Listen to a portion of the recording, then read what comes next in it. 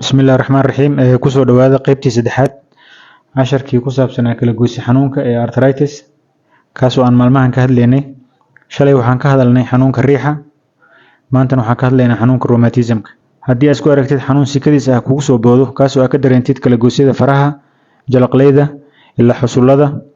xanuunkaasoo wata barar iyo danqasho ziyaado ah oo aad dareemaysid meesha inay ku jaban tahay kala goyska aadan nooxi karin iyadoo wax jug aysan ku gaarin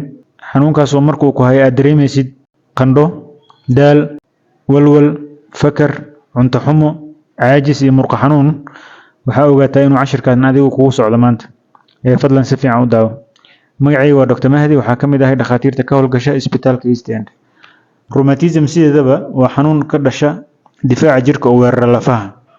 waa wax loo yaqaan autoimmune disease wuxuu weeraraa xuubka ku dahaaran lafaha kaasoo xuubka uu baabi'iyaa kadibna lafaha ayuu u gudbaa lafaha ayuu burburiyaa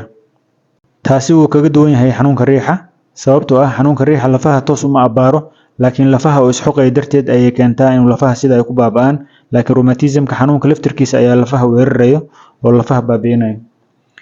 waxay ka siman yihiin riixa iyo rheumatismka in labaduba aysan lahayn daawo looga bogsado laakiin waxay leeyihiin daawooyin lagu xakameeyo xanuunka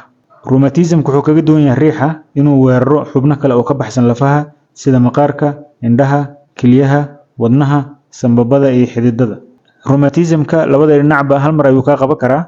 hadduu xusulka bidix ka qabtay kan bidixna uu ka qaban karaa isla markii ama saacado kadib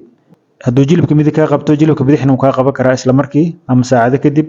laakiin riixa wuu ka duwan yahay kaasoo qofka waxaa laga yaabaa muddo sanooyin ah inuu hal kala goys uu ka sheegto rheumatismka xanuunkiisa mararka qaar ayuu soo kacaa mararka qaarna wuu ka degan yahay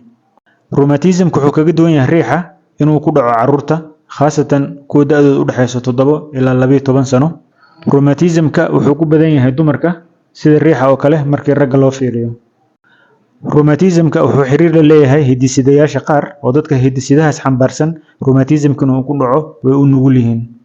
sidoo kale xiriir aad u weyn ayaa ka dhexeeya rheumatismka iyo cabidda sigaarka oo dadka sigaarka cabo waxaa la arkaa inay laba jibaar ka badan yihiin inuu xanuunka ku dhaco dadka kale oo aan sigaarka cabin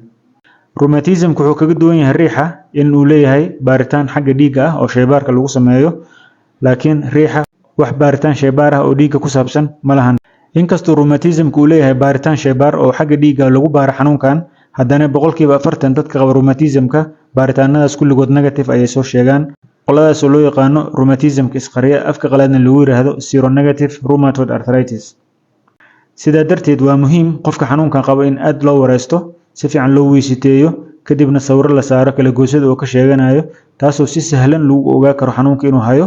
sidoo kale waxyaabaha ka muuqda raajada qofka rheumatismka qabo iyo qofka riixa qabo way kala duwan yihiin oo si sahlan ay dhakhaatiirtu ku kala fahmi karaan xanuunkan maadaama uu raagayo mid laga bogsanayo uusan hayn kala goysadan uu curyaamin karo waa muhiim qofka inuu dhakhtarka si joogto ah ula xiriiro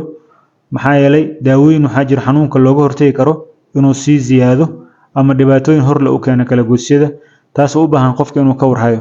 sidoo kale jimicsiga kubakubeynta toobinta masaajka dabaasha waxyaabahaas dhan way caawiyaan xanuunkan waxaa kaloo muhiim ah qofka inuu ku dadaalo cuntooyinka xanuunkan caawiya ama u roon cuntooyinkaas waxaa ka mid ah kuwa ay ku badan tahay saliidda omega 3 kalluunka noocyadiisa kala duwan khaasatan tuunada iyo salamoonka koostada oo spinachka loo yaqaano sidoo kale xubuubka qaar flax seed iyo chia seed waxaa la arkaa in laga helo maadadaas oo xanuunkan aad ugu roon sidoo kale cuntooyinka ay ku badan tahay waxyaabaha sunta saara ee loo yaqaan antioxidants sida karootada bataati macaanka broccoliga kabajka gaduudan avokadada chocolatka madow strawberryga digirta shaaha cagaaran waxyaabahaas oo kale waa lagula dardaarmaa dadka qaba xanuunkan inay joogto u isticmaalaan xanuunkan maadaama uu aad u daran yahay markuu qofku qabto karaysashana aysan lahayn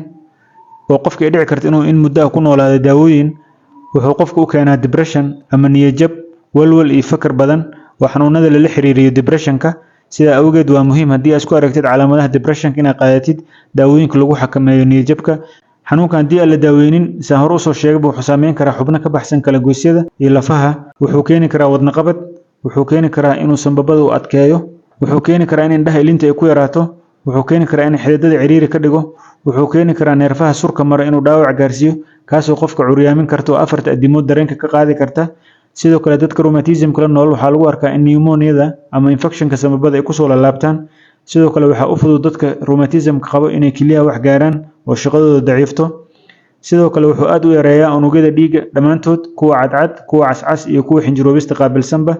sidoo kale waxaa la arkay rheumatismka iyo kansarka ku dhaco qanjirada ee loo yaqaan lymphoma inuu xiriir ka dhaxeeyo oo dadka rheumatismka qaba xanuunkaas uu ku badan yahay halkaas ayaan kusoo gabagabaynaynaa cashirkii ku saabsanaa rheumatismka waa inuu cashirka xiga wixii su'aalaha fadlan ku qor qaybta commentiska ah waana mahadsantihiin